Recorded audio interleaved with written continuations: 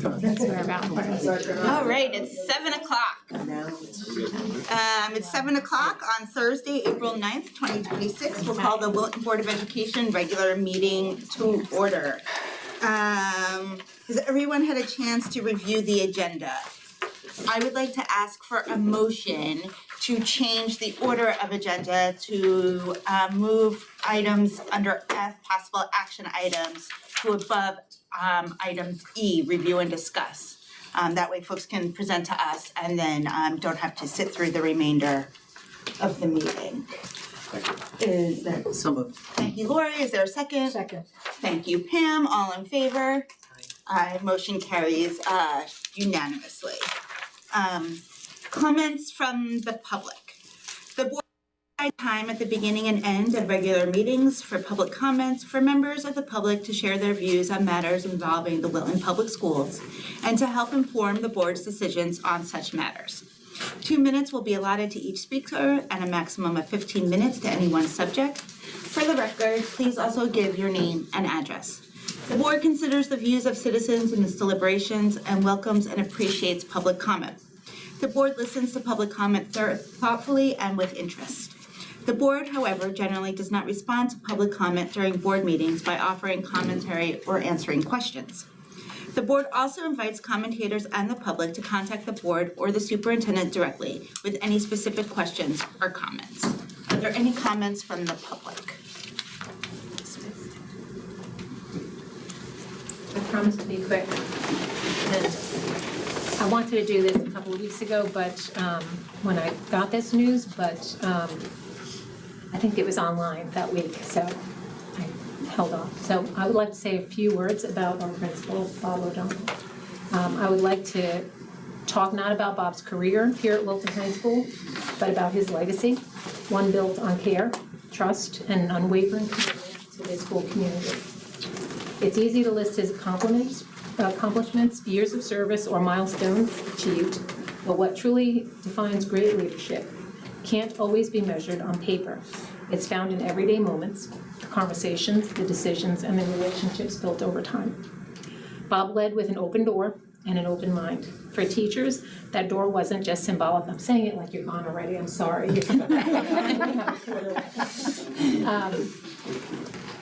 But it wasn't just symbolic, it was real. And then having a voice, being heard, and knowing that concerns wouldn't be dismissed, but taken seriously. Whether it was a challenge in the classroom, a new idea, or a difficult situation, there was always a willingness to listen and, more importantly, to act. This kind of leadership creates trust, and trust is what turns a group of individuals into a true community. In the past, more than several years, Bob and I spoke countless times about my role as a teacher, as a townsfolk, and as a union rep.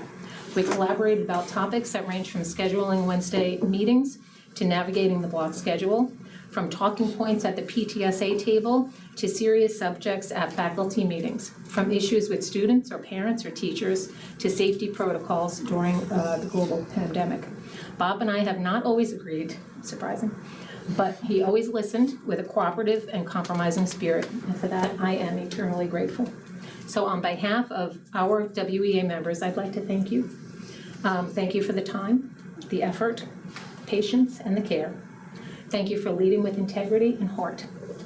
And most of all, thank you for making our school a better place for everyone who walks through its doors. Congratulations and best wishes on your retirement. Thank you, Patty. Thank you. Thank you.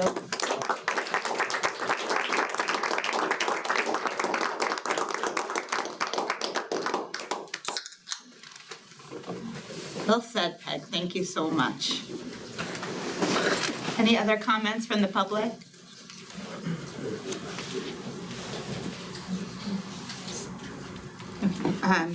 Seeing none, we'll move to the consent agenda.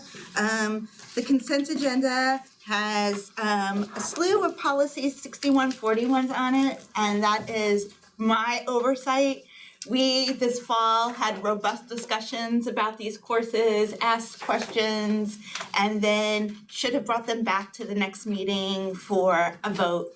And I inadvertently didn't put them on another agenda. So here they are under the consent agenda. when we get to the vote, there'll be a place for comments or discussion if anybody feels they would like to raise any other points about them. And then also on the consent agenda is the personnel changes. Is there any discussion on the consent agenda?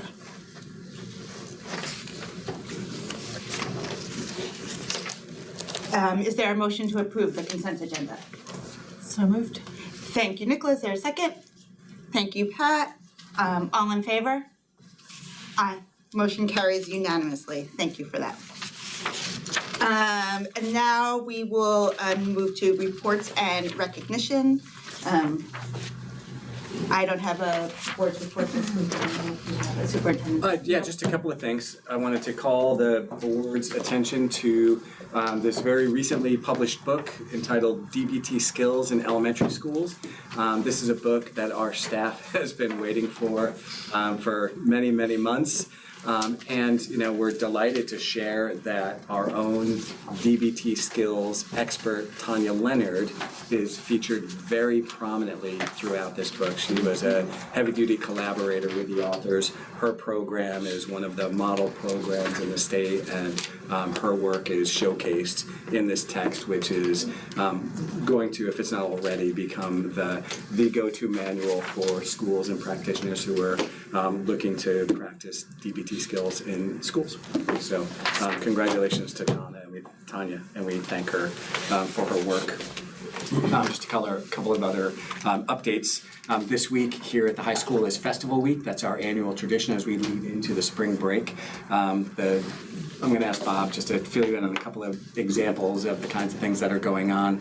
This morning, I went and observed the Walk in Our Steps experience down in the Zellner Gallery, and that's a group of our clubs and neurodiverse students and other diverse students come together and showcase a range of experiences to help create empathy and create opportunities for the rest of the student body to gain some experience that's not their own. And so it was really joyful and tremendously powerful and organized by our students, and so that was terrific. Bob, do you want to just weigh in for a minute?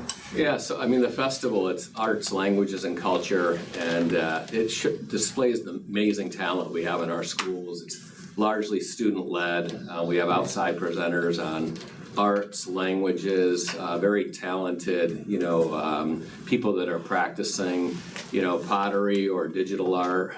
Some of our musicians are featured. So a couple of the highlights so far. We had a window into the spring musical, so a portrayal of what that's going to look like, and it was remarkable. The students were up there performing, but also describing the blocking and the staging and the choreography that takes place. So really good learning experience for the students. All of our language honor societies have been presenting, and that's been really, really good. Our very own retiree Sue Brandt came back yesterday presenting on Japan and her experiences there, so that was pretty special. And then already looking towards tomorrow, we've got some really cool things. We've got the Irish Dance Project coming in, which is an alumna, Megan Lucy, and Jim Lucy is going to be back. So world-class Irish dance. You wouldn't recall Megan probably a long time ago, but she was a dancer in river dance, so world-class performer. We also have our madrigals performing tomorrow, which will be an amazing highlight, and then it culminates tomorrow with our what we like to call our Wilton High School house band. So it's some of our English teachers and music teachers, and they usually feature a couple of our student musicians as well, and that kind of brings down the house on the festival, and it's a really big deal. Again, it's student-led, student-organized, along with some of the world language teachers. Simon Bulenzi and Lauren Cantor have been instrumental, and it's fun to see everybody get together and celebrate what some of these outside performers are doing, but also our own students and how they can be leaders and really teachers in our school. So it's very powerful. Anybody who wants to come tomorrow to any of these things, if you have been to anything this week, you're on the guest list. Show up and you'll see some really cool presentations. We're very proud of our kids and our staff. Thanks, Bob. Melissa, you want to talk about the concert that we held in the Queen last night? Sure. So we That Pam was got so to be there, fun. so thank you for coming. So fun. So we, as part of celebrating Disability Awareness Month and our neurodiversity, we had a band called Especially Everyone, which is a band of different musicians, but they invite people in with all different abilities to perform with them. So we had about 60 to 70 people last night. SEPTA sponsored a pizza truck, so you could purchase a ticket and have dinner. We had a lot of students from our community come. We had some of our Key Club members come as student mentors. And it really is an open forum. So, you know, a student played the bongos in the middle of a song. We had other students dancing, we had a sensory corner set up. So it really was an inclusive experience that brought our community together and expanded to some neighboring communities. So it was a great night. Yeah. It was super great. It was very joyful. And Maggie and Lauren's son, Yes, Kieran, one of our performers. Yep. that was amazing. Very talented, yeah. Very. So it was really a really joyful night. Yep. Really terrific. Yeah, thank you. So, two other items. Last Friday, when most of the students were off from school, our boys varsity lacrosse team showed up here and spent about 2/3 of the day with our maintenance team, volunteering their time to do cleanup around the entire campus. And so they worked with Jose and his crew here at the high school, out at Lily Field, over at the stadium, clearing winter debris at Cider Mill, and then up behind Middlebrook as well. So we want to thank that group. There were about 32 of them here that, again, joyfully, rolled up their sleeves and, helped usher in spring with a good cleanup around here. And then I'm sure you're all aware, the last thing, last week when the Board of Finance met, they adopted the board's budget unanimously. So that was just a great sign of confidence in the work that's going on here. That's all I have. Thank you. Yeah, no, I should have mentioned the vote for our budget as well. I just think that it was just kind of part of the whole season where just things just went along as smoothly as they could have. So the next event will be the annual town meeting, and as we get closer, I'll be plugging that along for people to be in the audience on that lovely Tuesday night. First Tuesday in May. It's the 5th, the 6th, 5th. Yes, May 5th. Okay, so we move the agenda around. So if we can have come on up, let's talk about Galapagos and Costa Rica. Yeah, so welcome back, Matt Hoyt and Brett Amaro, two of our fantastic science teachers.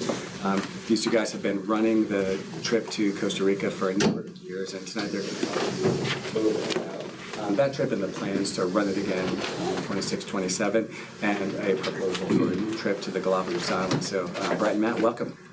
Well, thank you very much. I know that there are some new board members here that may not know the history, so I thought I'd give it just a moment to talk about the history of our many, many trips that we've taken to Costa Rica.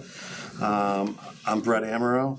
I've been here for about 25 years now at Wilton High School, and Genesis as well for 4 years. Matt is our instructional leader in the science department and has been here for more than 20 years as well. We're both very well traveled. We've done a lot of traveling together, both with students and otherwise. Our trip to Costa Rica started initially after we went to Costa Rica together without students to kind of vet it and make sure that it was a type of program that was going to be beneficial for students in learning and safe, and got to know the program managers and what we would be doing there with students prior to bringing students there. And then I think that was probably like 2017, maybe our first trip down there. And we've been taking trips minus a couple of years during the COVID era, of going with students between 12 and 18 students per year down to Costa Rica. The trip starts right after school ends, basically, and we get back before July 4th. It's a 7-day trip that Matt will tell you more about. And then Matt and I have always had a dream of not just having one trip to Costa Rica every year for students, but to have a series of different opportunities for students. And coincidentally, we were independently researching different trips to bring a second trip maybe a little bit later in the year, in July or into August prior to the next school year. And I was researching the Galapagos, he was looking into South Africa, and then in the end, we were like, well, the Galapagos seems pretty cool. And there's a lot of applications to the science curriculum that we have in place, and South Africa's pretty far away. So in the end, we kind of consolidated and put our efforts towards the Galapagos, and we've been doing a lot of work in terms of finding a curator of a trip that would be not only fun, safe, but something that a lot of people hopefully will want to go on. So Matt's going to tell you more about those trips, as we have a couple of slideshows to just kind of show you the skinny on it. And then if you have any questions in the end in terms of what it looks like when we're in these countries and our travel experience, we'd be happy to answer any of your questions. I don't, thank you very much. The Costa Rica trip is kind of a given. Most people here have seen it. They've seen our presentation. As I look at that picture, I just smile. Every student that we have taken down there comes walking back in, and the first thing that's said is Pura Vida. It is something that we always say before we leave. We can't tell you what it is, but you'll know what it is when we come back, and they do. And many of our kids come back and cook dinner for their parents, which shocks their parents. I get a lot of emails that say, "You broke my kid, what happened?" But in a good way. We all know what travel does. International travel changes how we view the world. And probably 15, maybe closer to 20 years, I think I approached Bob for the first time, and I just wasn't ready. And then as this opportunity for Costa Rica popped up, Brett and I both said, "Now let's try to get this down." And it has proven to be not just a wonderful experience while we're there, but it has proven to be wonderful for the students too. And it's created a lot of memories and a lot of great connections that we still have to many of our alums. So that's a testament to what it's like. I'll slide down. So we know how it benefits them. There's 7 days of cultural immersion in the country. I don't have to read this to you. You guys can read. But basically, we start out by doing a homestay, and that's our guide basically asked us to do the homestays at the end this upcoming trip this summer. And we said no, because it really does set the stage. When you stay in someone else's home and you are forced to clean up after yourself, it's always amusing. There's an expectation that you clear the table, that you help wash the dishes. When we get up in the morning, we go out and we pick fresh fruit. And the house moms show us how to prepare it. And they show us how to roast coffee. And they show us how to make chocolate. And they show us how to make arepas. And they show us how to make tortillas from scratch. And then we get into salsa dancing. And then it's essentially a 2-day crash course in Costa Rican culture. And by the time those kids leave, usually as we're getting on the bus, they're already in tears and they don't want to go. And then we go to what's called the POC. And the POC is the Pequari Outdoor Center. And it is an off-the-grid rainforest lodge that was built from sustainable wood that was clear-cutted from where this lodge actually is. There is no electricity. I shouldn't say that. There is electricity, not for the kids. There's very little cell service, so we kind of have them off devices, and that is where the sun sets at 6 o'clock and the tiki torches get lit, and it is amazing that how quickly kids become kids again. They're so quick to grow up, and Brett and I sit there and smile, and the conversations that are had and the connections that are made, even with kids that don't necessarily interact here at the high school, is pretty amazing. And after those 2 days, again, the kids are upset that they're leaving, and then we go on to our next adventure. And that last piece is always varies. This past summer, we stumbled upon a small little town called Puerto Viejo, where we go to the Jaguar and Sloth Rescue Center. We do some beachcombing. We do some cultural events. We go to Varanga rainforest, and we do a tram through the forest, so you're actually eye to eye with the sloths as you go through the trees. And this past summer was absolutely an amazing experience, and when we were asked whether or not we would like to change that last piece, Brett and I both talked and decided no, that this was a special thing for the kids, and we haven't had any return travelers yet, so we didn't think there was too much of a danger of chasing anybody away, although we had 2 that expressed interest, so maybe it's coming. Okay. So obviously the flora and fauna that's in Costa Rica is absolutely amazing. I'm an amateur photographer, so these are my photos. I bring all my camera gear down. Not only take pictures of the animals, the wildlife, the plants, but also the kids as they are. You're going to see a couple of them as we go. Activities include, we just kind of went over that, so we can actually skip through that relatively quickly. This is us getting out of the river at the tail end.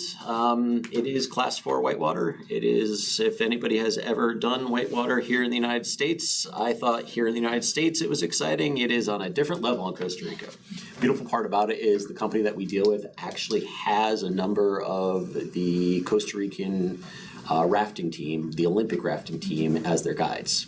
So if there was ever a company to go with and feel that they were safe, this is the one. And they constantly are judging the water conditions. And Brett and I are always asking questions about how they do it. And they usually paint colors on rocks. So they have green, yellow, and then red. And if the water level crosses the red, they, we're out of here. And it's not a danger to be on the shore, but it would be a danger to be in the river. And they have means by which to get out. But when you're at the POC, you don't realize you can actually walk right out to the road. It is so far off the beaten path, it really does give you that immersion into the rainforest. Present, there are 11 potential students for next year's trip already. We have 16 that have signed up for this year's trip, plus the 3 adults that are going. Miss Broderick is also going with us. We always have a female chaperone as well as the males.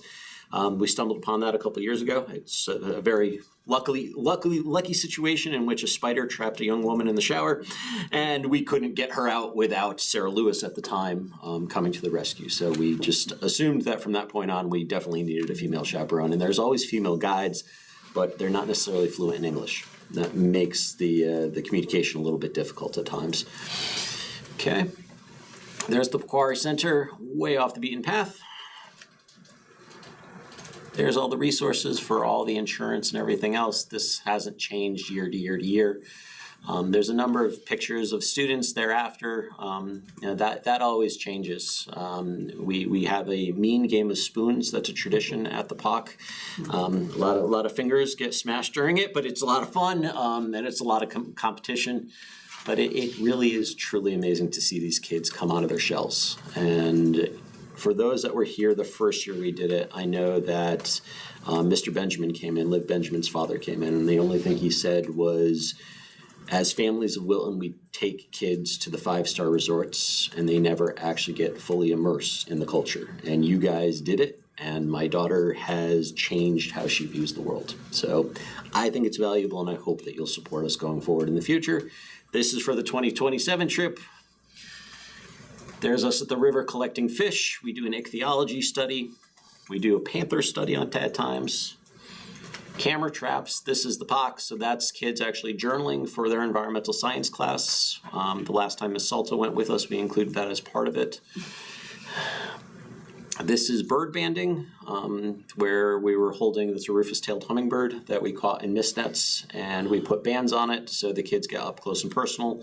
And they obviously put the birds in her hand, and she opened her hand and the bird flew away, which for her was a highlight. This is us doing bat research. So we went to a Savagra rainforest program in which they have experts or students doing PhD work in bat studies, and we misnetted bats, and they are actually analyzing what the bats eat in this picture. That's just fun. This is the hanging bridges in Mount Verde. where that's our bus driver in the lower left-hand corner. But you can see just from the faces alone, it's quite exciting, it's quite fun. The bus drivers get into it, the guides get into it. We just have a blast, and I'm sure the Costa Rican culture thinks that we're just crazy Americans, but it's a lot of fun. I think that takes us to the tail end. That's it, yeah. Okay. So that's Costa Rica in a nutshell, and I know that there's a process here, but we wanted to make sure that it was on your radar. The sooner that we get approval for it, the sooner we can roll it out, the sooner parents can start investing in it. We found that without that initial upfront deposit, families have a tendency to waver. Once that deposit goes in, most kids stick with it. And with the expense of college coming up, we find that we get more juniors than seniors. So the earlier we can get this off and running, the better off we'll be. Okay. So now on to Galapagos. I hope the turtles aren't that big. This is the Galapagos tortoise. It's one of the longest lived creatures on the planet. One of the activities we do, we're going to go to the Charles Darwin Center, where Darwin literally developed his theory of evolution, or at least had the underpinnings for it. He didn't actually write the book on the origin of species until he actually came home to England. But the tortoises themselves, they are strong enough to lift cars. They create paths throughout the entire island. This creature that you're looking at is probably well over 200 years old, so the tale that they could tell if they could talk would be absolutely amazing. We talk nonstop. Every single textbook we have in science, in some way, shape, or form, talks about Galapagos and what Darwin's creation, or what Darwin's theory was. So this is an 11-day program, a little bit longer. We figured that if we're going to travel that much further, we might as well make it worthwhile. To get to Galapagos, you actually have to fly into Quito. We only spend 1 day in Quito, and then we fly out the following morning, but there's quite a bit of travel to get to Galapagos, and we wanted to maximize students' time in Galapagos. So there is a 9-day version of this, but we decided to go with the 11. Adds to the cost a little bit, but I think it's well worth it. Galapagos is unique. It's unique in the respect that every single tour group that comes to Galapagos has to have a native from Galapagos leading them. So they have made that a fundamental piece to the island culture, which I think is very valuable. And unfortunately, due to so much tourism, they are starting slowly but surely to close down the number of groups that are coming to it. So the fact that we found World Strides, and World Strides is one of those providers of student travel, and they still have the option to go, we thought that that was pretty special. So we would like to get in under the wire if we can, and then hopefully we can hold that spot for as long as we possibly can. The hands-on scientific research with world-renowned leaders. We'll be studying birds, specifically flamingos. The marine iguanas, there's quite a bit of snorkeling and beach combing, so we'll be with marine iguanas, we'll be with sea lions, Galapagos sea lions. There is quite a bit of sea rays that are around that we will be swimming around and that we will be taking a look at. There is a whole cultural piece that goes with this, as well as a naturalist piece. We already talked about the tortoises, and as some of you know, maybe not all of you know, the Galapagos is probably one of the most active volcanic island chains. And when I say active, last eruption happened about 270 years ago, so it's not anything that we would have to worry about, but it was created by seismic activity. It pops up, it's about 300 miles off the coast of Ecuador, but it makes it one of the most unique geological places in the entire world.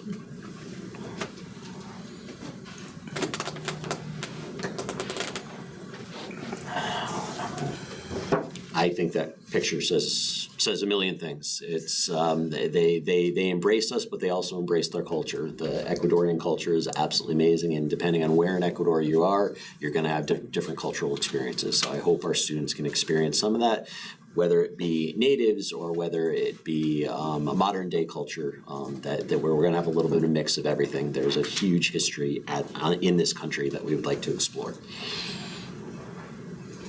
So we've talked about some of the activities. You all have a copy of the itinerary, or at least the sample itinerary that they gave to us. We start in Quito with the Independence Plaza. Then we move on to Galapagos. I think we're on 3 different islands in the Galapagos, so it gives you we travel quite a bit within the Galapagos itself. Visit the giant tortoises, swim with marine iguanas and Galapagos penguins, guided hikes to the volcanoes. The largest caldera in the entire world is about 6 miles across. We actually hiked to the rim and we could see side to side, so I think that would be pretty cool for our kids. The exposure to just the flora and fauna is going to be absolutely amazing. But again, this is the root of quite possibly the greatest thought that man has ever had. This is where Darwin found all of the Darwin finches and started to put all the little pieces together. And even though there's been a number of contributors over the years, and it has been argued that maybe it's not his idea and his idea solely, on his trip back on the Beagle, he really hammered it home and said, okay, when things change in nature, body parts change. And that is an amazing teaching experience for every single one of the Wilton High School kids here. To be able to experience that, I think, is just unparalleled. I mean, that's just cool. The number of creatures that are there is absolutely amazing. And with very little human interaction, there's very little fear of humans. So these are up close and personal interactions. These are not animals that are going to run away easily. But at the same time, they're also not aggressive. And that's a lot of fun. There's also no danger on the Galapagos. There are no venomous animals. So it makes life a little bit easier for us. Is that it? Try it. More? Stuck. Okay. This is a costly trip. We figured it would be one of the things that Latin America does is they do bed sharing. And we didn't know that. So when the company said, oh yeah, well, do you want the double room occupancy upgrade? I said, well, what is that? And she said, well, this is just so that students won't have to sleep with each other. I said, sign us up for that one. So it's an additional $425 to guarantee that everybody will have their own bed and that there is no bed sharing. That's literally what it means. It's hot bedding. If you've ever been on a submarine, basically one person gets out and the next person gets in, and we just didn't think that was all that advisable for high school kids. So the total cost, the base cost is about $5,200, but by the time all the add-ins come in, it works out to just under $6,200. And we don't know if this community is going to have an appetite for that kind of trip. Only one way for us to find out, and that's to offer it. So in conclusion, we would appreciate it if you guys would consider it and consider supporting it, because I think it would be just an amazing experience. I've always envisioned having a catalog of student travel opportunities, whether it be through science or through world language or through math or through history or through whatever it is. I think that this is the kind of community that can really, really, really benefit from that. We have the financial means by which to do it, and I think that it would be incredibly valuable for our student body. Anything else I missed? Well done. All right. Thank you. And so this would be to see what appetite there is for a trip in 27, correct? Yes. Summer of 27. Yes. And are you still thinking probably like the same kind of 6 kids to chaperone? It's a 6-to-1 ratio 6 to 1 with ratio. all of these companies. However, with this particular company, they gave us an allowance to do 5-to-1 because we didn't know if we could get all the way to the 18 number. Okay. Obviously, Mr. Amaron and myself would like to travel, and we need a female chaperone to go with us. And we would really like the chaperones to not have to pay. Yeah. There's always parent volunteers that do it, and we've had plenty of parents that have offered to come to Costa Rica with us, but we always thought that would probably change the experience for the kids there. Those parents want? So, yeah, I think it does. I agree. And the delta between the 9-day and the 11-day in terms of cost? The cost knocks it down by about $1,700. So, and we have all the safety information up there. We have all of the insurance information up there. They have quite a bit of policies, both here in America and in Ecuador, so that there's the dual coverage. I think there are about $2 million policies on each side. So they also have a 24-hour concierge service that if anything were to happen, a 24-hour aid is there for us, and they will airlift us out. So And is there like a timing of a deposit that's required in order to secure the opportunity with World Strides, or? March 31st. But basically what happens with these companies is that as you get further and further, as you get closer and closer to the trip, the overall cost goes up. Okay. So if we have one student lock in, it locks it in for 30 days. Okay. I don't think that we'll do that, and then it goes up by $200. So we would be up to $6,400 by that point. As long as we keep students coming in, it seems like they will keep our They'll base hold it. price.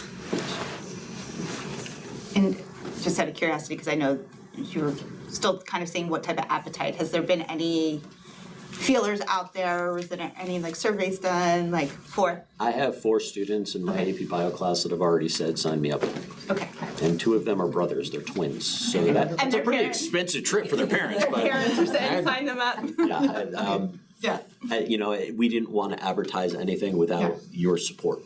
So I know that Kevin, you said that we can go ahead and start printing up the posters and everything, so we're ready to go. As soon as you guys give us the green light, we will get it up and running, and I think that there's an appetite for that. I think there is too. I generated a poster on Canva that's in my room, in my classroom, and a lot of my students have seen it and they're like, what? And they're really interested. And a lot of chatter is going on already, and we haven't really actively been advertising it. I'm just to refresh, the cost of the Costa Rica trip is what? $3,300. 33? Just under. I think it's great. I think it's great what you guys do. Is there a follow-through when they come back so that there just isn't this, you know, when you've had an intense trip with this group and then you come back to Wilton, do you follow through with the kids and connect and stay to get, you know, sort of keep that interest or that connection going? We don't necessarily have to. So We they see connect every single one of themselves? these kids in the hallways, and the first thing that is said, there's just a smile and a point, and it's Pura Vida. Yeah. You know? But you don't gather again or reminisce or? We've tried. The students do. I mean, they I think have formulated by the end of the Costa Rica trip some lifelong friendships because they've experienced something. Yeah, well, when you have that intense an experience, you know, you don't want to just like lose it. Right. But sometimes you have to afford the opportunity for them to connect or to see each other or be with each other. Because I can imagine it's pretty intense and pretty great.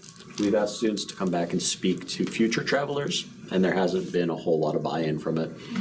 They kind of fall right back into their lives here in Wilton, and you know, we know how busy high school kids' lives are, so right. we've tried a number of different models. We haven't found one that works yet.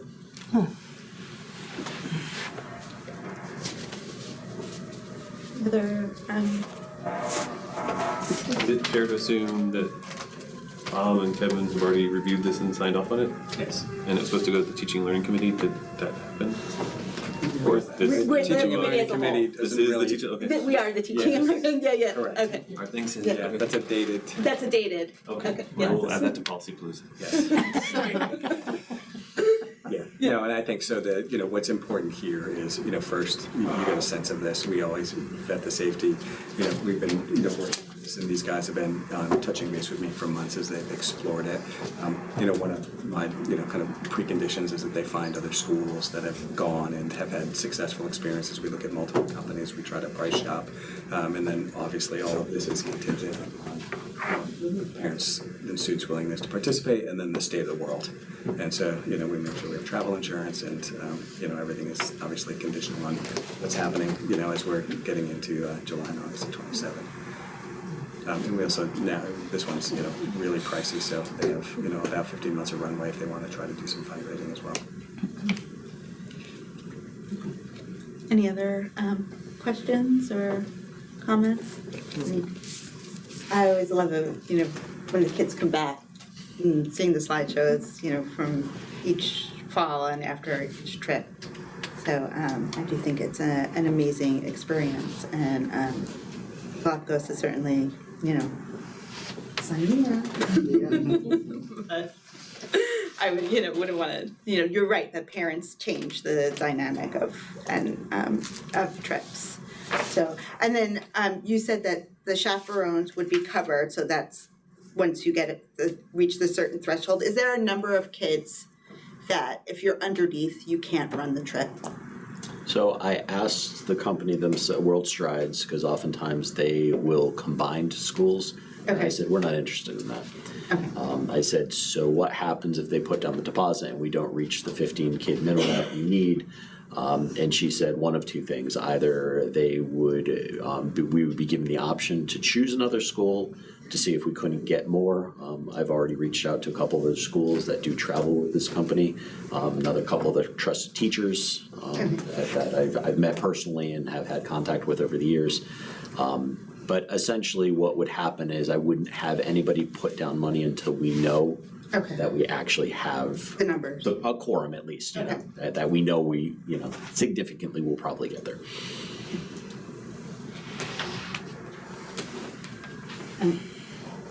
Is there a motion to approve the Costa Rica trip proposal for 26, 27? So moved. Thank you, Pam. Is there a second? Thank you, Lori. All in favor? Aye, motion carries unanimously. And is there a motion to approve the exploration and moving forward of the Galapagos experience also for the summer of 27? So moved. Thank you, Pat. Is there a second? Second. Thank you, Pam. All in favor? Can I raise a question first? Your motion is to explore the trip, not to Well, approve explore it? and we'll approve and explore, but I want to make sure that families understand we're supporting it, but things have to get, Okay. to the So then I'll threshold. come back and ask for another. No. Okay. Yeah, I'm sorry. Then- Okay. then I- Yes, yeah. yeah. All in favor? Aye. So, and we'd love to hear about your progress. Will do. Thanks, and thanks Thank for you. bringing it forward. Thanks so much for your time. As a resident of Wilton, I thank all of you for your volunteer time as well in supporting our programs, because I think it's really, really important for a lot of students in the past and in the future. So thank you so much. And I also wanted to acknowledge Peggy's words for our superintendent. I've been here for 25 years, as long as his tenure here, I think, is 22 years long. 22 years, Brett. 22 years, so, thank you, Peggy, for doing what you did, and I just wanted to also echo her sentiment and respect and thanks for everything that you've done over 22 years here. Thank you. Thank you both. Thank you.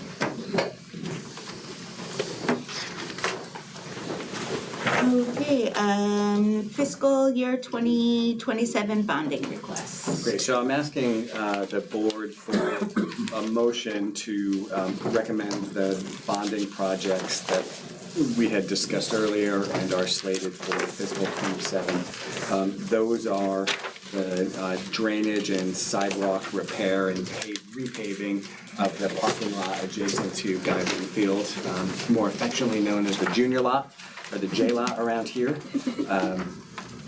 We also have slated a section of the cider mill roof and then rooftop unit replacement, which that's the area over the current cider mill library.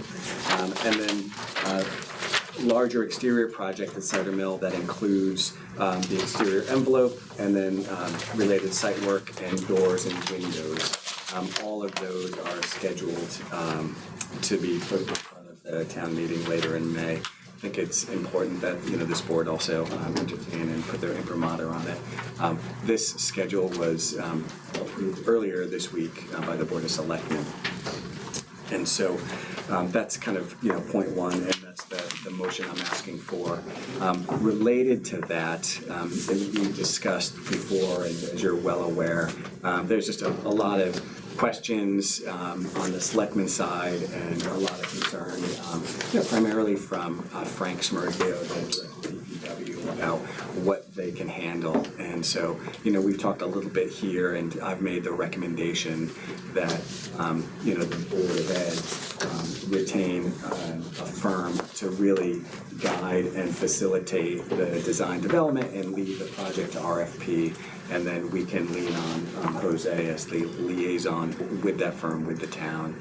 And so what I'm imagining going forward. I've solicited one call for services so far. I've got a second on the way from the SLAM Collaborative. And then I've got a third hopefully coming from OG&D in the next week or so.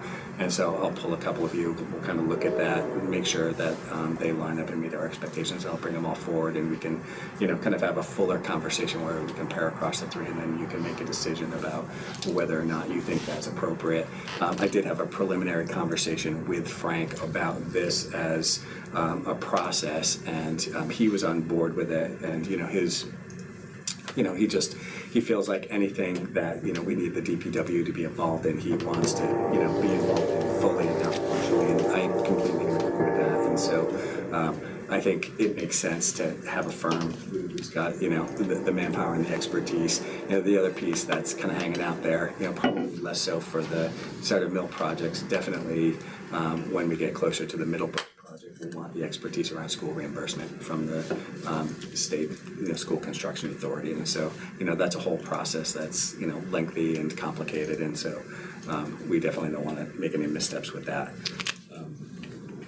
I think that kind of the last piece on all of that is, if this board thinks that process makes sense, then our next step too is to sit down with Tony and probably Tim Birch and kind of talk that through and get consensus from those two. We kind of move forward. So that's where we are at the moment, and happy to have some more conversation and input and questions. Any questions for Kevin? I guess with the RFPs you're putting out, would you bring that here first, or would you go to the business subcommittee first and just let them sort of? Yeah, I think that. I would love to let you two. Yeah. Dig in and bring a recommendation. Yeah, in fairness, I think as a process, it would. We've got a. So yeah, we could do that. Huh? Okay. Voluntold? I'm just kidding. No, I think that's right. I think that, especially as we start looking into some of these larger projects and long-term projects, to have the expertise on board to really help facilitate and drive them forward and move them forward. I think either that, or if you think this is going to be a multi-year thing where you actually need real expertise in the facilities themselves and stuff, then maybe we should consider, not tonight, but at a future meeting, having a conversation around, does it make sense to carve out a dedicated subcommittee? You have to respond more quickly than every 2 weeks or over the summer and stuff. Yeah. I think that it's really dependent on the work and how we scope it out, right? I think so. Some of the initial work, I think, for all of you is really just to understand, what we're asking in terms of, what we want from a firm, how we see that firm's involvement, and then you all need to be comfortable with, kind of delegating that responsibility. And then certainly, with Jose as our representative for facilities. And then as some of these larger projects unfold, especially kind of, completing Middlebrook and then also looking at this building in the high school, there is a process and an organizational structure through building committees that has always served the town well. Right. And to be able to kind of lean on those organization models, such as like the Miller Driscoll model, and the original police station prior to construction. I think those are the avenues that we'll wind up funneling us into, and so we'll talk about how we get ourselves to that place in upcoming meetings. But I did think it was important that these bonding projects are going to these ones that are in front of us tonight are going to the annual town meeting, and I think that it was important for us to say as a board that these are projects that we support and think are important. So are there any other questions or things for Kevin?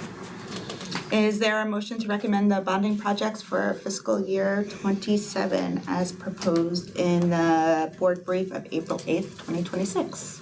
So moved. Thank you, Nicholas. Is there a second? Thank you, Lori. All in favor? Aye. Motion carries unanimously. Thank you. I'll also say, Ruth, is that the capital committee approved those projects as well. Yes, they were unanimously. yes. Yes, they were the top priority coming out of the You already capital covered- planning committee. No need to be repetitious. Okay,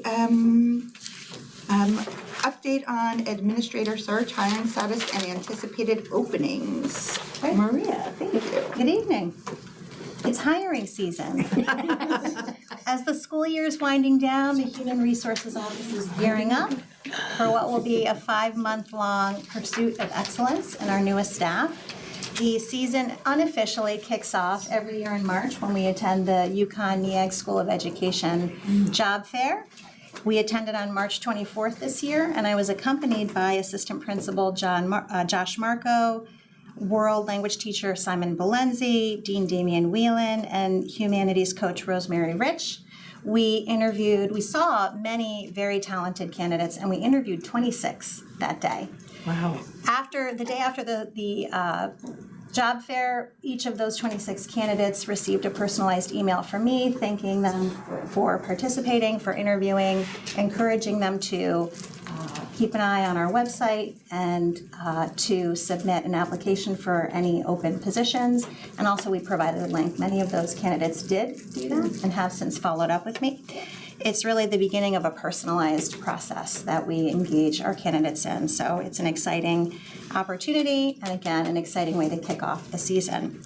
We currently have a number of vacancies that are already posted: elementary, art, health, science, special education, English, and some partial vacancies in American Sign Language and German because of the popularity of those courses.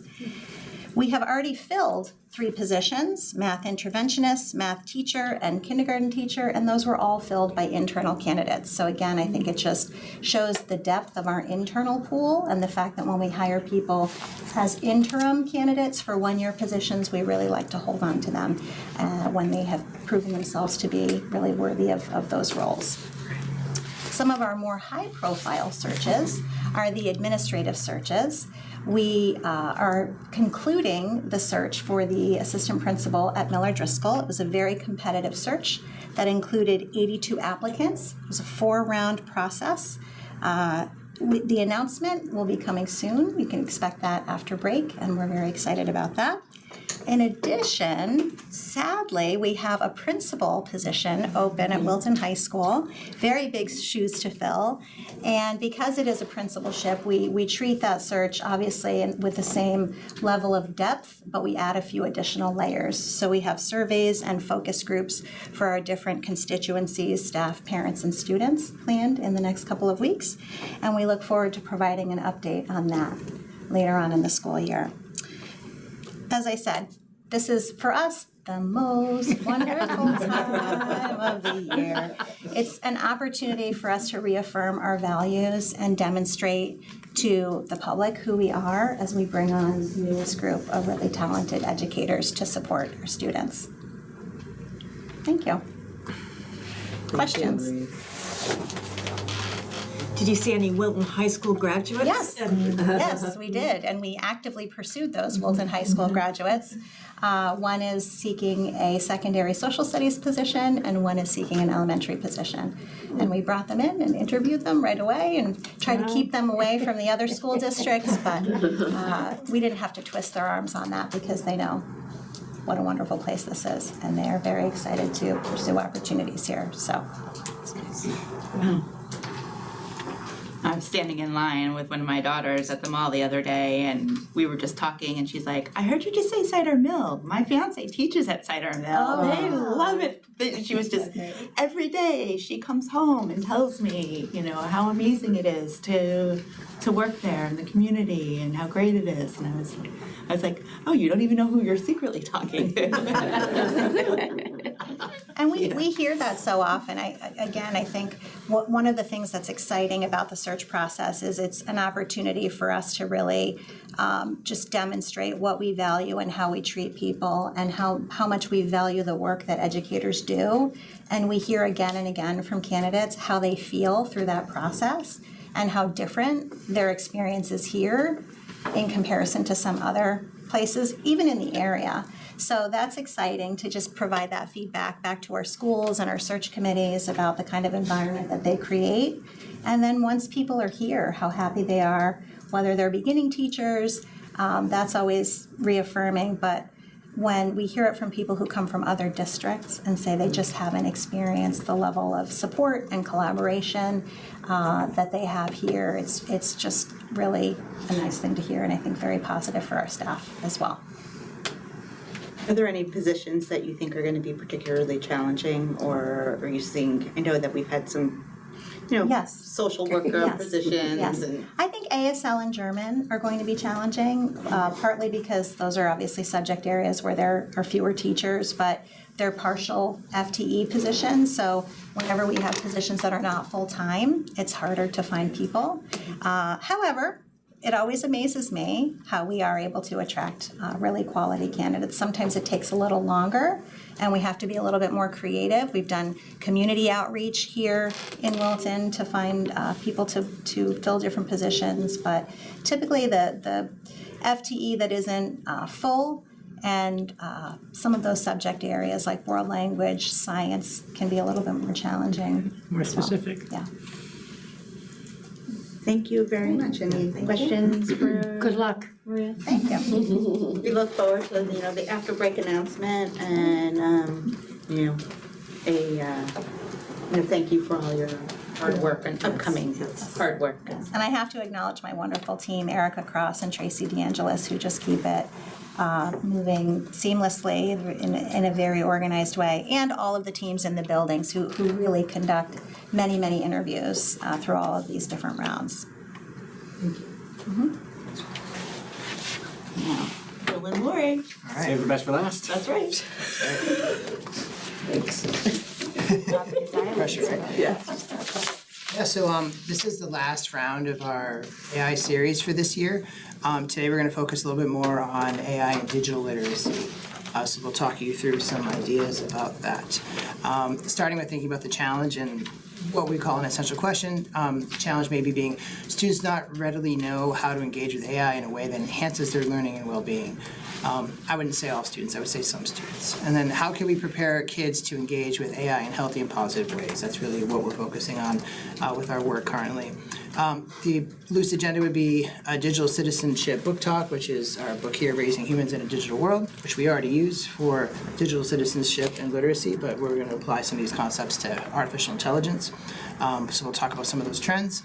And then Lori will give an AI literacy and digital citizenship update. Sound good? Yeah. Let's do it. All right. So some of the takeaways from this book that apply to what we're going to be doing with AI now and within the next few years would be some of the stuff in here about guidelines, vulnerability, social use, privacy, critical thinking, and leadership. So all of it in this book is really applying to technology and as a whole that kids are going to interact with in terms of screen time and social media and stuff like that, but we're going to kind of take this and extend it to AI, which really isn't discussed in this book because it's a few years old now at this point. It's kind of crazy I could say it's a few years old and it's out of date, but that is the world of technology. They are doing updates on the website. They are, yeah. So Lori will talk more about this, but the author founded Cyber Civics, which is a mainstay of our middle school curriculum especially, and they're constantly doing updates. It just isn't in print right now. So what we have here first is like pages 17, 18, talk a lot about setting guidelines. And again, this is more in terms of setting boundaries for your students' technology use, monitoring it, being clear about what's acceptable, what's unacceptable, leading by example, empowering students to use technology and AI as a tool for their learning and helping children progress from just consuming media to creating, which is something that I thought was very powerful in this book that comes up again and again. Some of the ways we're kind of applying this to AI so far, I'll draw these parallels for you on each slide, is this robot one you should be familiar with. It's a little hard to see right now, but it's the AI student guidelines, which kids are seeing in their digital literacy, digital citizenship classes. On the left, you haven't seen this yet. We're hoping to have like a second draft of this for you soon.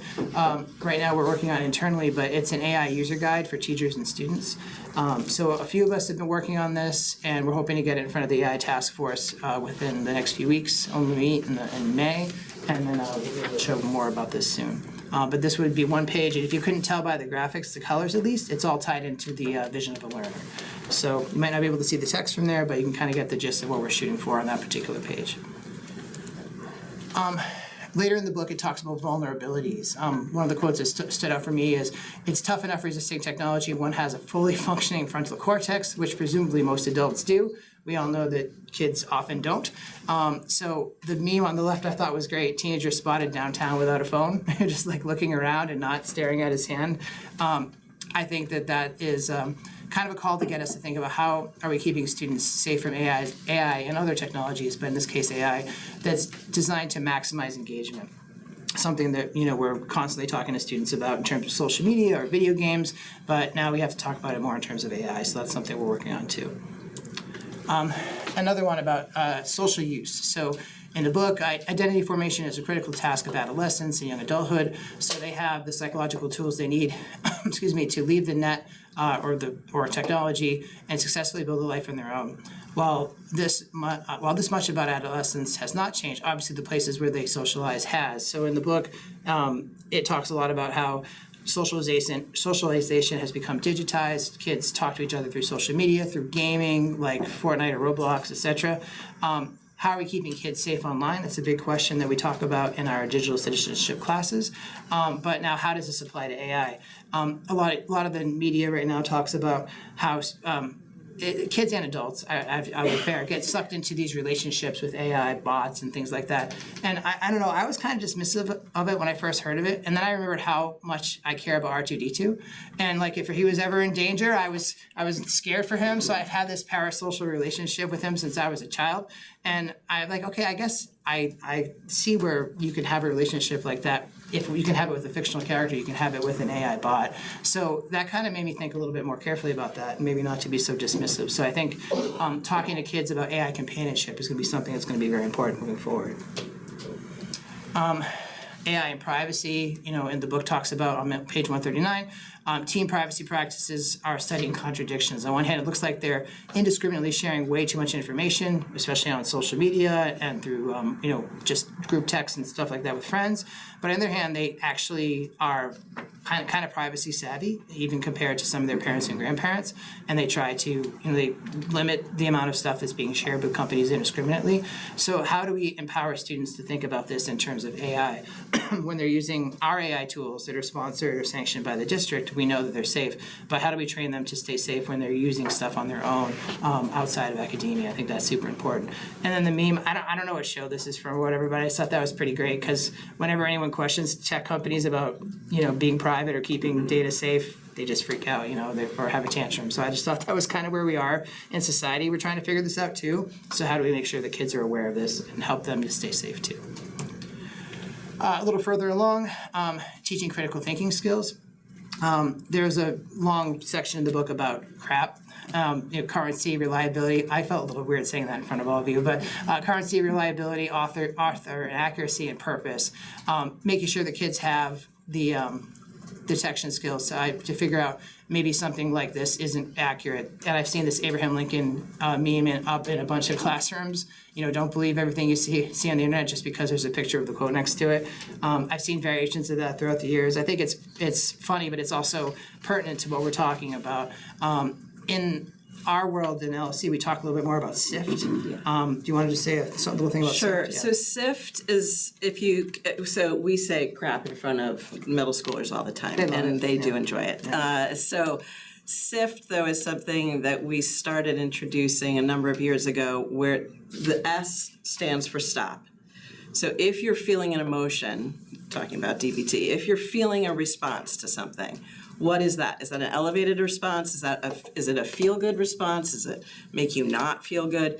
That response means you need to investigate. You need to stop, check yourself, investigate what that source, that author, wherever that headline, that paragraph, that image, that reel is coming from. And then once the I is investigate, you need to find out more about that source. Then you've got F, which means you're going to find better coverage. You're going to go look and figure out if what your emotional reaction to is even true. right? It may not even be true, who knows? And then the T stands for trace, which is you want to try to trace the claim or the quote or the information. So while the book talks about the CRAP method, the CRAP method actually lands somewhere in the I, the F, and the T for SIF, but we're seeing it more as a behavior shift. We want them to be recognizing that they are reacting emotionally in that moment. And that is a hard thing for middle schoolers. It's a hard thing for adults. The sorts of things that I will see them reacting to, it runs the gamut. And it's a useful tool for research. It's a useful tool just as part of their daily lives. So that's SIFT in a nutshell. Thanks. Yeah, so arguably critical thinking skills are one of the most important things we do throughout school, but the LC folks and what they're doing in terms of teaching research and library skills, but also this digital tech literacy, we're doubling down and showing how important it really is to go through this stuff, especially now that AI is accelerating this importance. AI and leadership. So there's a lot of stuff about leadership in this book. I kind of alluded to it earlier, where we're thinking about how kids can be creators rather than consumers of content. And something I find myself saying a lot is kids are often credited for being digital natives, but really they're digital consumers. They're really good at, seeing videos and playing games and engaging in social media. But, outside of, maybe a video or something or a picture, kids aren't necessarily maximizing their skill set to create stuff. I think our podcasting class and the different broadcasting clubs we have are a really great example and a step forward in that direction. And it's something that we need to promote even more and lean into. So in the book, it says technology is just a tool. A hammer could be useful in making a beautiful structure. It could be used to destroy one too. Encourage your children to partake in the benefits of participatory culture. And so the question is, moving into discussion about AI, how do we encourage students to use AI for deep learning and self-expression rather than just taking shortcuts or getting easy answers? So see, these are some of the things we want to learn more about and promote. So that kind of rounds off a bit of the book talk conversation. I have this lengthy quote here, again, for those who don't have the sight to see it, or I'll just say really quickly, we entirely underestimate young people when we write them off as unengaged, apathetic, or depressed. Worse, defining an entire generation by the headlines displays our ignorance about the complex world they have no choice but to grow up in, a world that is inextricably entwined with technology. How many would do better, even better, with a little help from us? I sometimes liken what the LC folks do is they're like the catchers in the digital rye, and they're trying to help guide kids to make good decisions and life enriching decisions with technology rather than, again, a kind of a passive approach to it, or worse, like a misguided approach. So Lori said adults need this too, and that's 100% certain. I have a feeling we are where we are in society because no one was really taught this stuff until fairly recently. So we need to transfer a lot of the skills that students are getting in other classes to new technologies like AI for sure. So instead of listening to me talk more about my opinion about this, take a moment, talk to someone next to you. What are some things based on your reading of the book, or at least your understanding of this executive summary, that you think we should include in our curriculum review? We actually just had a curriculum review meeting yesterday. We were talking a lot about this stuff. We had it up on whiteboards and we're synthesizing some of the discussion, but we'd love to hear from you too. So take maybe 2-3 minutes, talk with someone nearby, and then we'll share back. Stand up and stretch if you'd like, that's allowed too. It's done a lot of stuff in the agenda today. I'd love to know what are some of the things they consider. I said I'd love to know some of that. They weren't even really informative. I was trying to provide enough information. You guys are little, right? Yeah. So I mean, they're in the teenage stuff. What grade are they in? My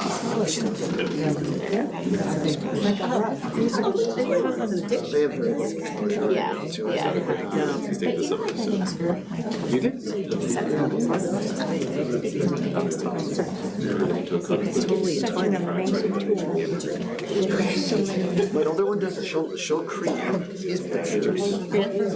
Really shop on it. It's impressive. Like, I try it out. It's like a battle between the allergy meds and the allergy It's good, it's fun to watch. To see what she even thinks is possible. It's usually a question and answer interaction. So how do you Well, now that she knows that you can actually create images or things, Yeah. she's learning.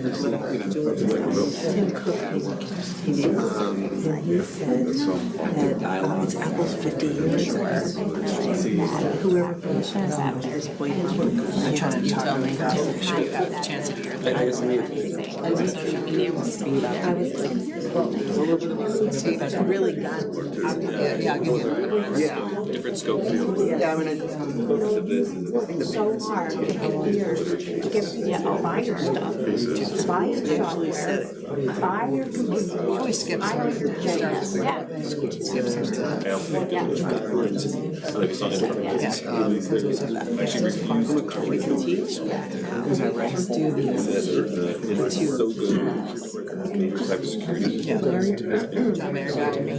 Super helpful. So rapidly. So many. It's gonna feed me. They actually refuse to release it. Average is 11. Everybody ready to come back? Just about? Talking about yeah, schools that are going through. yeah, They're going to be augmented. yeah, it's almost like a tutor there to Right. learn how to learn. Right. I come back to it. What age is that? I do that. All right, so let's come on back. Let's just kind of tie this up a bit, and then we'll move on to some actual examples of how we're teaching some of this stuff right now. So, if you don't mind sharing, what are a few things based on the reading, some of the discussion tonight that you're thinking might be a good idea for us to address in our curriculum review? We have our ideas, but we'd love to hear some of yours too. So I personally, I consider a little bit on the younger side, but I kind of you talked about like SWIFT and like, recognizing an emotional reaction. And I wonder if kids even know what that looks like or what that means to have, to even stop and say, I'm having an emotional reaction to like this versus, when they're reading something in a book or looking at something in a magazine, like what does that look like? How is that different? Like, is an emotional reaction, does it just mean like curiosity? Does it just mean like it's getting you going, or you say no way, or that looks off to me? Like, what are those things like look and feel like to them, so they even know that they should be like maybe reorientate their thinking a little bit? So between 6th and 8th grade, we're asking them to really think about, before you forward that text on or that reel or that what's making you feel like you want to forward that on to somebody. Okay. What's that emotion? And this is why the SEL curriculum is so important, because it's really, all of this is just embedded in everything else. And they need to be, you're making a very good point, which is they need to be aware of what their emotions and their feelings are. And in the world of tech, everything is so anonymous, and you have this like, the best way for me to describe it is you don't get to see what the other person who's receiving, what their emotional reaction is to that. And so that SEL work we're doing, where we're talking to students about this, it's way more than kind. We have to be putting ourselves in other people's shoes. We've got to be doing this, we've got to be doing that. All of that is intertwined in this work. So when I talk about we teach digital citizenship in grades 6, 7, and 8, I have 16 classes in grade 6, 16. There's 8 classes in grade 7, there's 8 classes in grade 8. There's also health, there's also life class, right? Like, so when they're in, which is guidance, the guidance is coming into the different classrooms on team. So that's happening at Middlebrook. K-5, you're seeing more of that happening kind of through the fixed library classes that they have. And then 9-12, they've got flight classes. So, but at the same time, in other classrooms, they are getting SEL work, right? They're working with that. And the hope is that all of this combines in some way. Do you ever have conversations about the difference between funny and mean? do we in Yeah, digital thank you. citizenship? Yeah. In digital citizenship, a lot of the conversations are about permanence. 6th grade, at least, a lot of it is about permanence, understanding that what you put out there stays there. And that is a very difficult concept for a 6th grader to truly understand. We hear about the cloud. They have no understanding of what the cloud is. I put up a picture of a locker. I put up a picture of a library. I put up a picture of the scene at the end of Indiana Jones where that little box is like tucked in the back corner, if any of you've seen that Indiana Jones movie. And most of them have seen it. And I'm like, so is the cloud this? What is it? How would you describe it? The feelings, that piece, we're definitely alluding to. I don't know that we, in 16 classes, I don't know how close I can get to that deep of a connection with them to make it really personal and valuable in that way. That's our struggle. We have a limited amount of time, so we've got to really move. And while that's happening, AI is accelerating, and there's more and more we need to teach about AI. And that AI piece, so I sat down and I was kind of going through as I was prepping for this. What are we, the 16 classes, what did I start teaching 4 years ago? Where are we now? And I've dropped Google Drive, I've dropped Docs, I've dropped slides, it dropped kind of to some degree balance, like screen time balance, because I needed 4 more classes to talk about AI. So that's the push and the pull of this, is how do we do all of it, which is why it has to be somewhat intertwined. I know at Cider Mill they had transdisciplinary, which is really great because it's kind of connecting things together.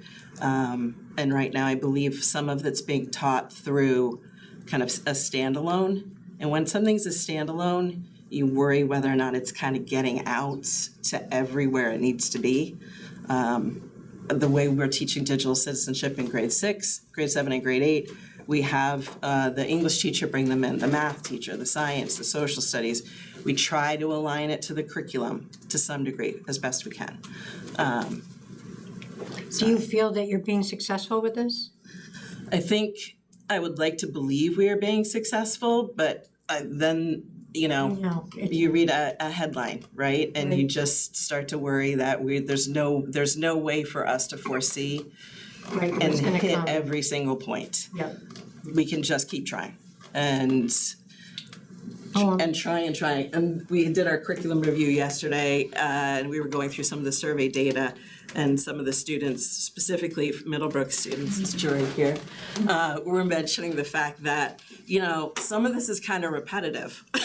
And I understand it is repetitive because we really mean it, and we want to make sure they're thinking about it. Yeah.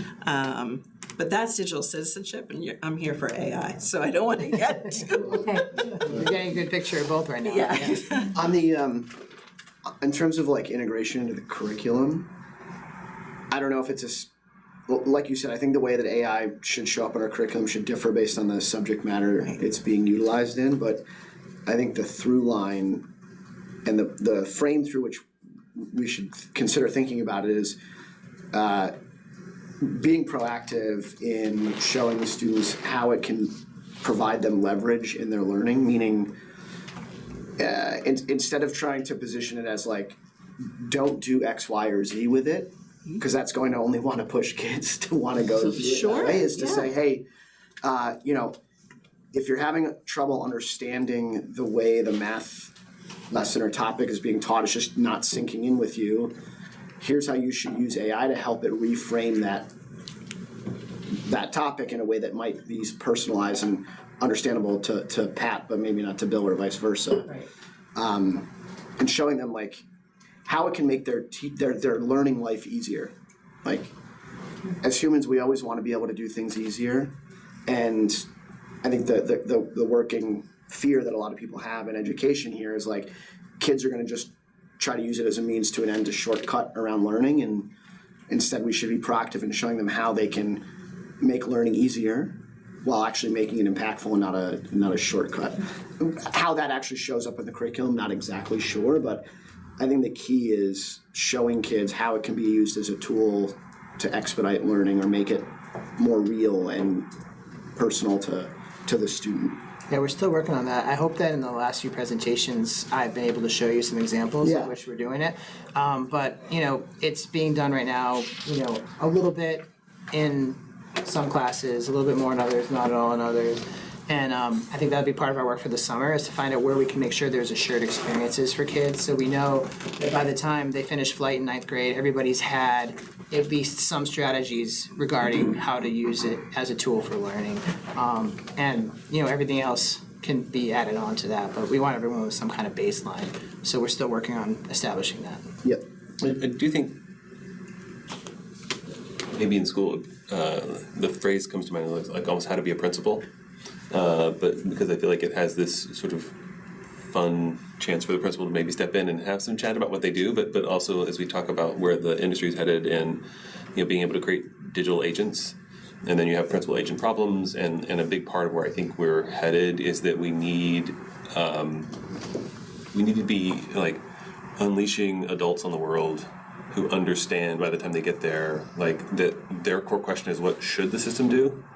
And it's much less about like turning the crank and doing the work, and much more wrestling with the core issues of like, what should we do? How should we deploy our resources? How should we focus our time? Is this okay or not? Is this output sensible or not? Can I trust this output or not? Much like I think cyber, all the things you're doing about like safety and permanence is also about security and how easy it is to create a fake image these days. Exactly. And the amygdala hijacking and all that fun stuff. And so like making them aware of that is also almost being a principle of your own emotions in some sense. And I hate to be a stoic philosopher about it, but it's more like I think just giving our students that sort of framework that helps them by the time they leave the school system be able to say like, I am charting the course as opposed to it's being charted for me. Yeah. And I'm not letting this thing drive me. So sorry, I saw you. No, this was the conversation I just had with Bill in the last little bit, which was, we just got this book at the library called Burst Your Bubble.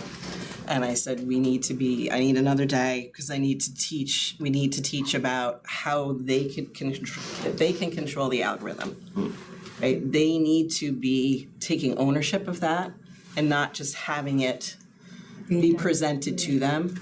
And this has these really phenomenal ideas of how we can be doing that. Right, and I mean, obviously the dystopian scenario is the algorithm is actually creating fake content that is exactly tuned to what you want to see anyway, and so like none of this real. Right. I don't know if you want to progress through, so we have some slides that are literally from my 6th grade classes, and we can kind of move as quickly through them as you would like to. So this is an example of one of the kind of early lessons that we would do, which would be about algorithms, and we watch some video of some sorting algorithms on YouTube, and they have to figure out what the sort is that the algorithm is being asked to do, and it's super fast, and so we have to replay it a billion times and they're just always astonished at how quickly it's functioning, right? So that helps them understand concretely that it moves really quickly. And then we talk about our AI student guidelines. We talk about our data privacy laws here in Connecticut, and why it is that we're telling them, and we are telling them, that at this age group, we're not going to put you on Gemini. And we are going to use school AI. That's what we're using, because that's what we're allowed to use. I can use ChatGPT. I can bring in Gemini examples and artifacts that I've used. That's something I can do. But their data privacy, as far as we are concerned, is the most important thing, which gets us to a conversation about data privacy. And then we look at data centers, and they actually see them through YouTube videos, and we see how different corporations have tried different things in terms of their data centers. The warm-up is something called Quick Draw, and the Quick Draw is a Google game. And one of the things we start doing early on is we start allowing them to play certain games. And if we can do like a little bit of quick draw, basically it's just a prompt. You are told to draw something. I don't know if you'll be able to draw very well with the mouse, but you have to draw an eraser. You have 20 seconds. And then you have to try and draw that eraser in 20 seconds. On their Chromebooks, they can do it right on the screen. It's very quick. And then you get another prompt. And that prompt asks you to do something. And it talks to you out loud. I see computer. Your computer. Or sandwich. Sandwich. Or dresser. It's clearly an eraser. I see piano. You stumped it. Or laptop. And then once you're out of time. Sorry, I couldn't guess it. Draw animal migration. Yeah, but you should see, so they'll finish this, if you go back, we could show them they'll finish this, they'll play it a few times in class before we actually kind of do a reveal. And the reveal at the end is, so why is Google allowing us to just play this game for free? And the reason that they're allowing it to be played, or the reason they've got this free game for you to play, is because not only do you get to see your drawing, I drew that beautiful drawing of the lion, you then also get to see, here are the other things that it thought your lion looked like, a donut, a shrub, etc. But then there's a little button and you can click on data. And when you click on the data, it takes you to, I think, the next screen. And now we're looking at 100,000 drawings of hedgehogs. And that's the data that Google needed and wanted and still does. So as I go through, I'm seeing animal migration was one that popped up this year. Last year, I never saw animal migration, and I talked to them about, all of a sudden it's here, but it wasn't there before. Now, with this data, what can Google do with that? There's something called auto draw, if you don't mind flipping to the next one.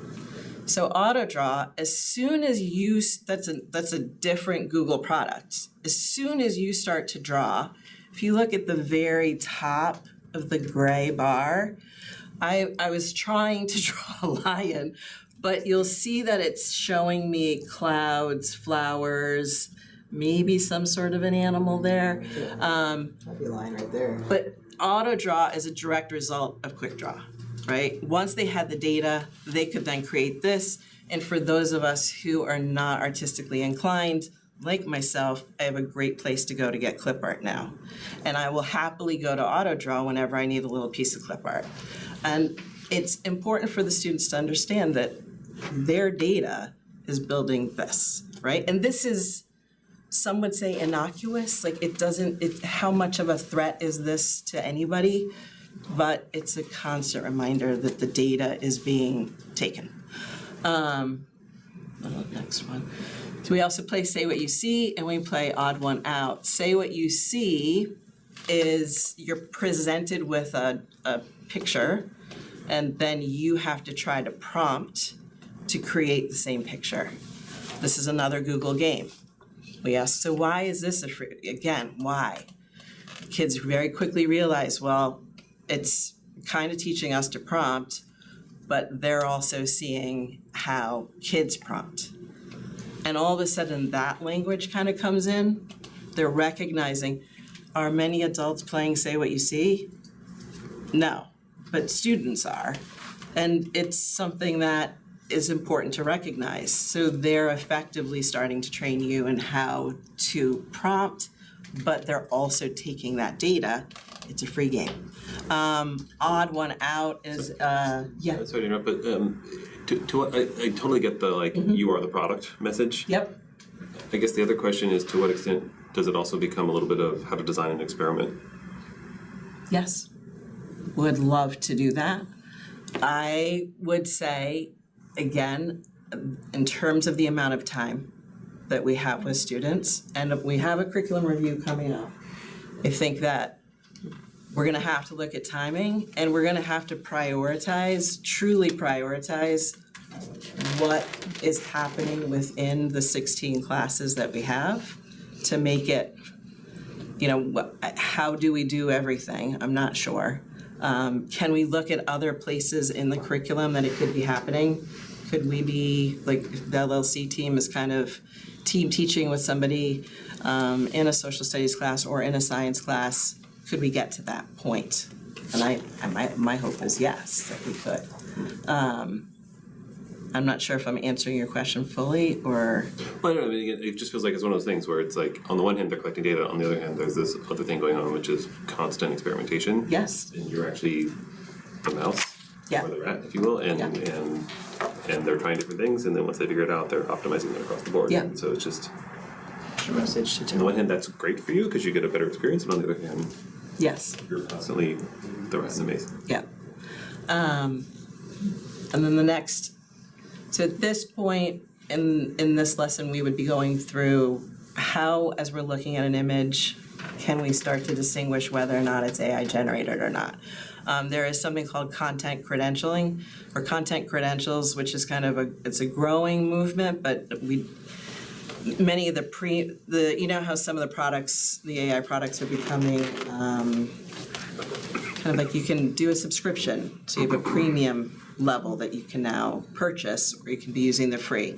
So when you use the free, there might be a little meta tag placed there that's telling you exactly, maybe it was created by Nano Banana, or maybe it was ChatGPT, and that lives there in the content credentials if it's from the free.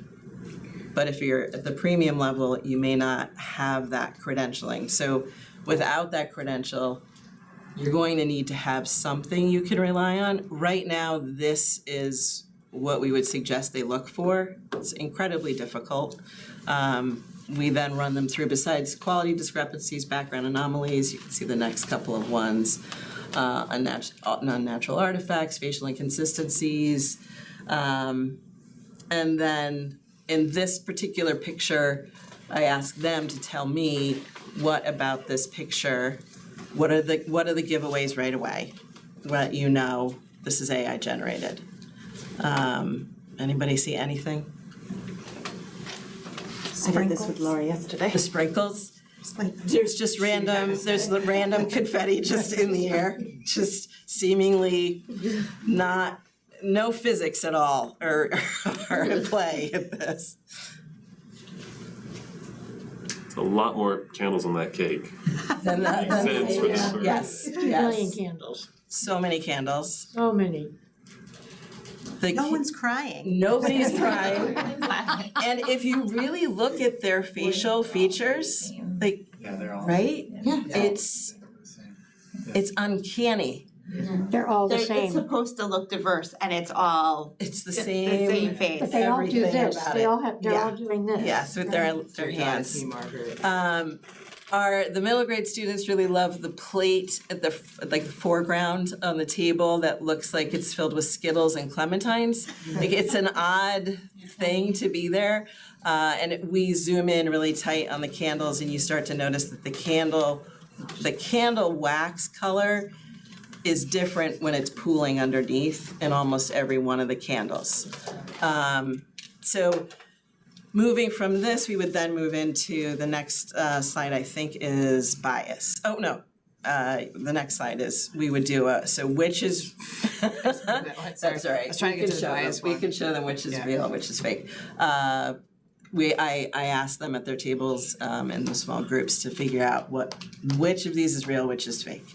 And then the next, we reveal that this is the real and this is the fake. Usually they're able to figure out the fake for a variety of reasons, but one of the giveaways is like the front hand is kind of, it's not really focused well, but then the back is also not focused well. There's wrinkles on the jeans. Wrinkles tend to be a giveaway, but there's wrinkles also on the purple t-shirt and the guy on the other side, so then they go back and forth a bit.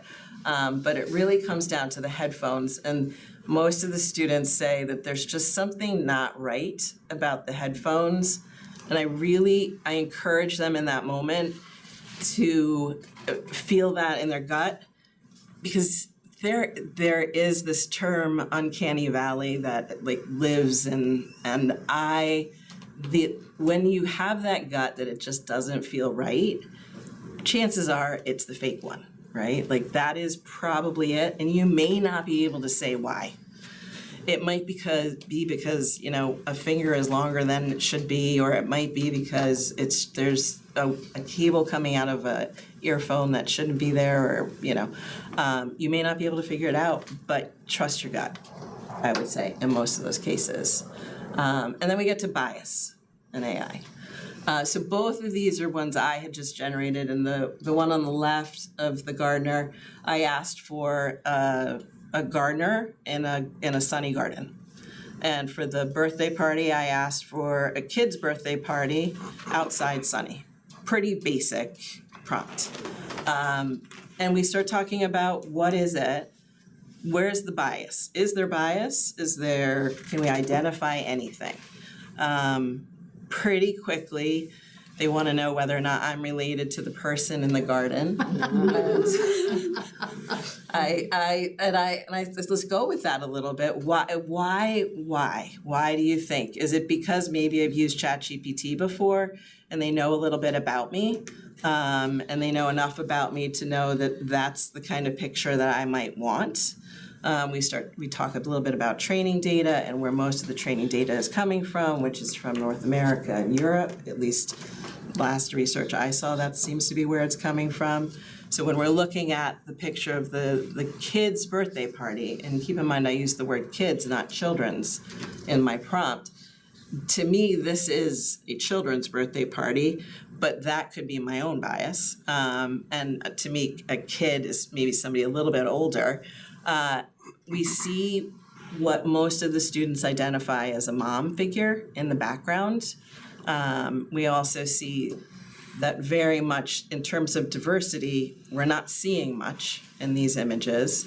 And they're pretty quick to also identify that that version of a birthday party is pretty cookie cutter, but that's not how everybody celebrates a birthday party, right?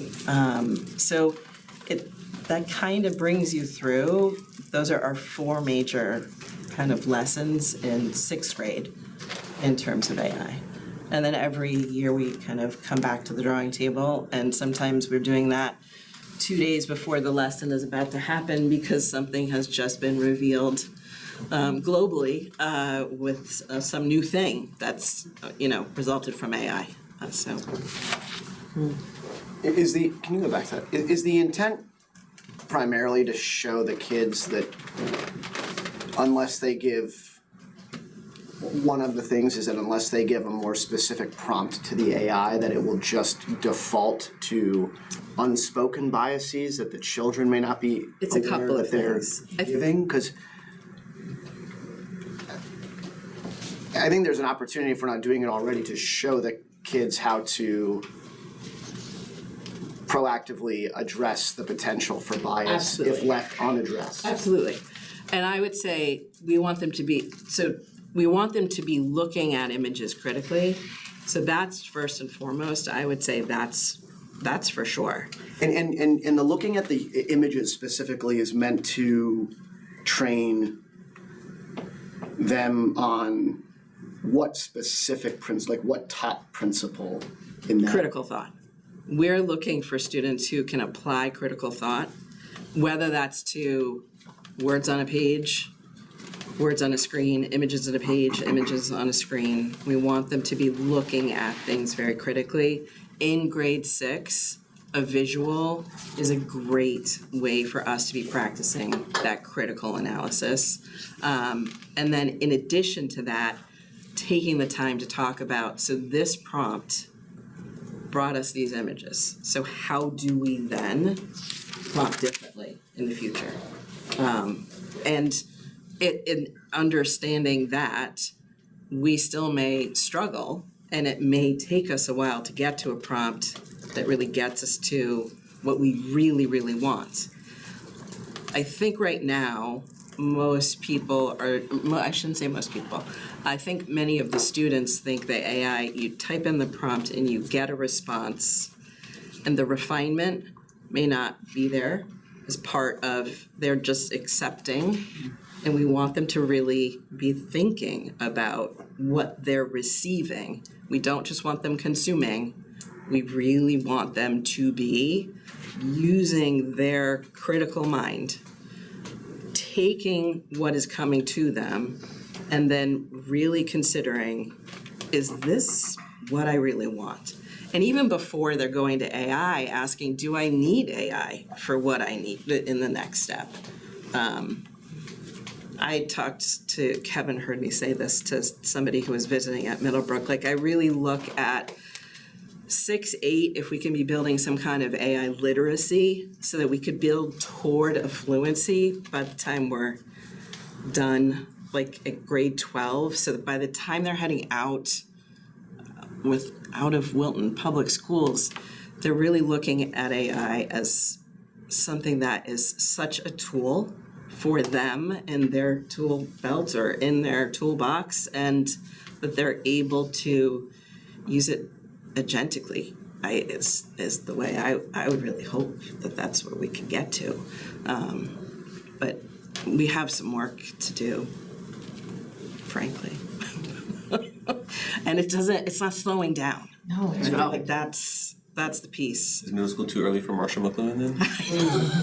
The medium is the message. Yeah. Well, Well, I mean, I think to some extent, I hear this, and a lot of it even like harkens back to the day where, you know, you used to look at advertisements or, you know, cigarette ads or other things and think about like, how are you being pulled in, or how are you being manipulated, or, you know, what the Betty Crocker used to look like, or, you know, types of things.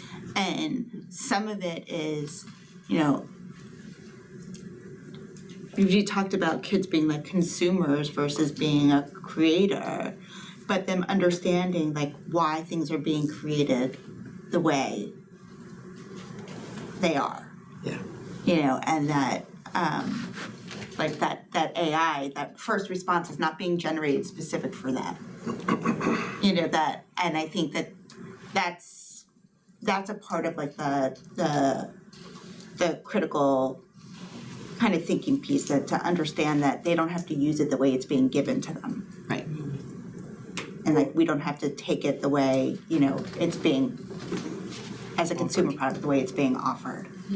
Yeah. And that there's like there's a power in that, because some of this, for some kids, it could be really overwhelming, because it's almost like an erosion, like of being able to understand or feel like what is real, like what can I rely on?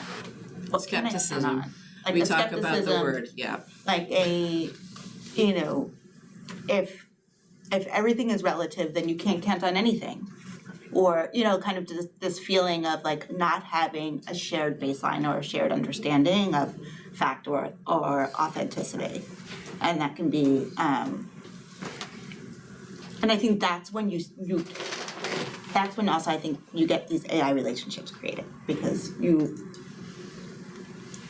lose that kind of understanding of reality or realness. Yeah, I think it's important though to acknowledge that has been a slow trend in culture. Like, when was the last time you feel like, do you feel like any social media picture that anybody in your feed put is the picture as it was originally taken? Yeah. Like, no, it's filters applied, and so I totally get the conversation. I think it's just, I'm very careful to make sure the kids don't feel like we're always painting AI as in a negative connotation. It's important to understand the boundaries. I think it's also important to understand the upside and focusing on how to use it positively. And like some of these things we're talking about have been happening before AI hit the scene 2 years ago. And I understand now why this is more front and center, but like I think we should acknowledge that this has been happening for a while, and I don't feel like there was a level of fervor on this 2 years ago. Maybe because it's more front and center. We've had a media literacy program for a long time. Like the skills that you're describing is, those are not new to our curriculum. I think what's new is the sophistication and the potential for deception is it's on steroids with AI. So yeah, I hope you're not, don't misconstrue what's being proposed, that this is all threat. That's not true. I think the last thing Lori just said was probably the most important, is around, student agency and empowerment, and really, to the best extent we're able to develop the students' understanding of the tool and the utility, and the whole context in which it's available to us in this world. Are you talking to, have you got experts to lean on? Because this is an awful lot of change happening very quickly. Where are you, who's helping you? We're reading a lot, and we're trying to stay as connected as we can. And there are certain kind of thought leaders that we lean very heavily on. And we've been going to the Diana Graeber, like the Cyber Civics website is updating constantly with new, I just sent something today. They've just developed some more for digital health and well-being. So they're constantly kind of reframing. And this has been kind of our go-to for all of this. And their work so far has been, I've been very happy with it. It's just really a function of, we go to some professional learning, we try to read as many books as we can. We've had a bunch of sessions at CES with Fran, and then other sessions at EdAdvance with Matt Mervis and Liz Rade. By the way, you should tune in to Chat EDU tomorrow, because Ken and I are going to be on it, so you should check that out. We're doing a lot of that, and then like Lori said, a lot of independent research. There's another book that just came out that I shared with the Curriculum Review Committee yesterday. It's by the same author as The Anxious Generation. It's called The Awesome Generation, and I know there's definitely some pros and cons to Anxious Generation. You're seeing some of the after effects of that book's publication and the press tour and all the different things that Jonathan Haidt's done. My thing with that book is that it brings up a lot of good points, but it's kind of alarmist, and it's a little light on suggestions on what to do next. This book is the opposite. It's made for probably middle schoolers, and it talks about some of the stuff from Anxious Generation, some of the things that they call them tech wizards are doing to hijack your brain and get you to, be addicted to your social media feed or AI or et cetera. But then the latter part of the book has a lot of really practical advice that kids can use to try to make sure, and they even say it this way, make sure your phone is a tool, make sure AI is a tool and not something that's manipulating you.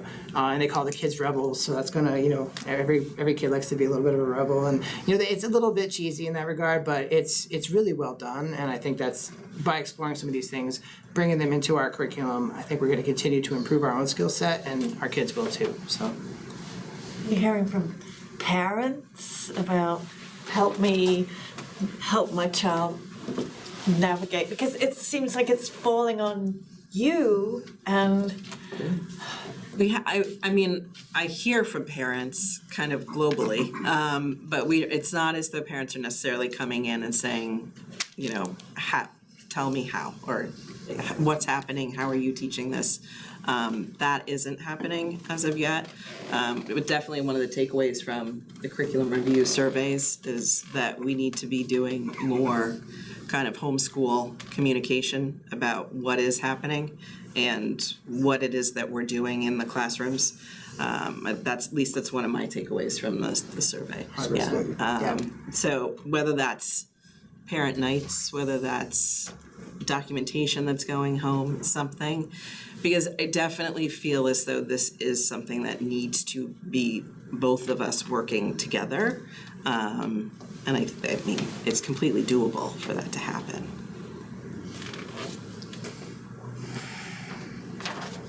You're a brave lady. It's fun. Yeah. It's great. I No, love thank every you part of for it. We can the tell. heavy lift.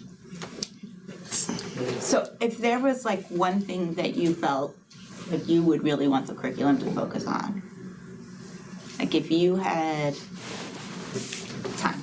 It's not the curriculum, it's the Or time, okay, but It's maybe I phrased it wrong, but it like. is curriculum too. If we could, to go back to I think it was Mr. Pearson's point about, like if we could identify, I think in the future, where our students are going to be, they're going to be using AI in whatever field they end up in.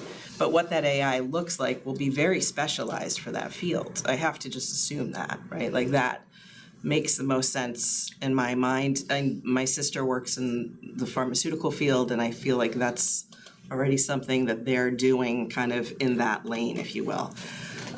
So if we could be identifying places within our curriculum, I'm gonna just use random examples. If we know that in 7th grade social studies, this unit happens, and we can create something that gets to this issue with AI or allows them to start practicing prompting in a way that is both historical, critical, that allows them to do an analytical kind of thought process, to me, that would be really great.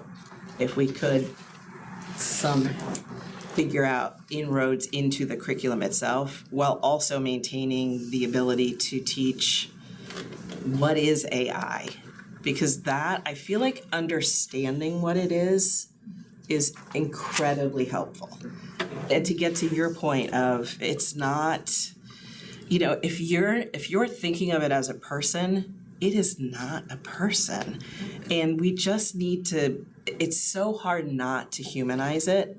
We say it learns. It's not learning, it's training, but we will substitute in that. Andy and I catch ourselves constantly, oh, I just personalized it again. So if there's a way for us to do that simultaneously. I think the curriculum work coming up this summer will help with that, and also the AI user guide. Part of the district user guide that we're focusing on is that red, yellow, green light thing I showed you guys last time, the scale of use. So we're hoping that that's going to encourage teachers to work more of it into their everyday practice. And when they're working on fundamental skills, they should be in the red and limiting AI completely.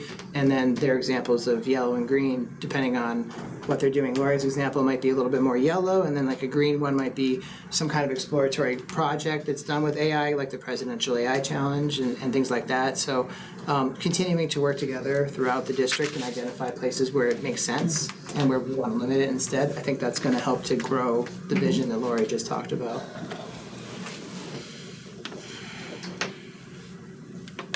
Any other? Wow, we do humanize it, you're right. It's almost like another person is talking to you. It's very hard not to. It almost doesn't. I told you that mold book thing. We had an argument about that, but there's a Reddit. It's called Malt Book. Someone just showed it to me recently, and it's a Reddit completely populated by AI agents and bots talking to each other. There's no people. And if you read through it, some of it, like there was one post about it was one post about whether AI should have an identity or not.